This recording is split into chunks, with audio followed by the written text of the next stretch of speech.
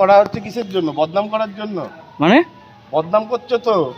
মানে কিসের বদনাম বলুন? এই সব বন্ধ করো তো। না, কিসের না বদনাম? না, এটা বন্ধ করো, বন্ধ করো, ওটা বন্ধ করো, বন্ধ করো, বন্ধ করো। আমার ভিডিও ভালো না না, আপনি গরম দেখালেন কেন? আপনি গরম মানে দেখালেন কেন? আপনি গরম দেখাচ্ছেন কিসের জন্য?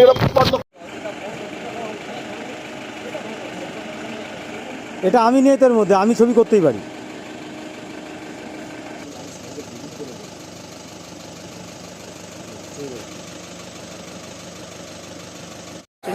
সাংবাদিকের ফোনটা কেড়ে নেওয়া হয়, হেনস্থা করা হয়, কিভাবে না, দেখছেন? নিশ্চিতভাবে আমি ঘটনাটা শুনেছি।